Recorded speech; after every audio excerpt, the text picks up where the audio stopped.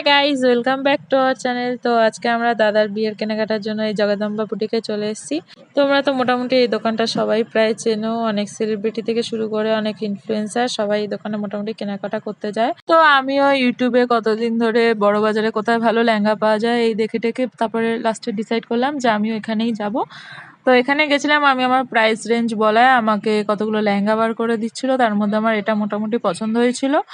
আর এটার উপরে যে হোয়াইট কালার ওয়ার্কটা ছিল তার জন্যই বেশি আমার এটা পছন্দ হচ্ছিলো, কারণ এটা ফুট ছিল আর খুব ভালো ওরা ট্রায়াল করে দেয়, মানে পুরো পরিয়ে দিয়ে সামনে একদম আয়না টায়না দেখিয়ে দেয় যে পরে বানালে কেমন লাগবে।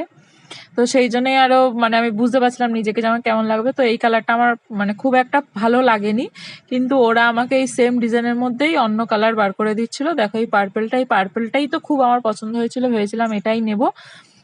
তারপরে আমার এই কালারটা দেখে আমার পাশের একটা দিদির এতটাই পছন্দ হয়েছিল যে সেও পরে নিয়েছিল, মানে ট্রায়াল করে নিয়েছিল আর কি। তারপরে এই হোয়াইট একটা বার করেছিল।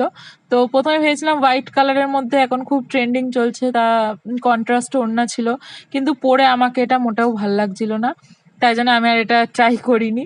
তারপরে আমারটা দেখে দেখো দিদিটাও এখানে ট্রাই করছিল, দিদিটার আই থিঙ্ক রিসেপশনে পরার জন্য দিদিটা লেহেঙ্গা খুঁজছিল।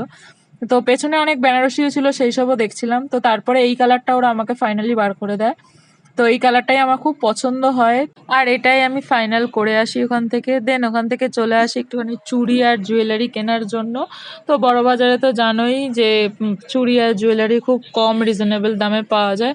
তো ওখানেই ওগুলো কিনতে চলে গেছিলাম। তো চুড়ি কিনে নিয়েছি স্টোনের উপরেই, মানে লেহেঙ্গার ম্যাচিং। তো তোমরাও চাইলে যেতে পারো। বাই।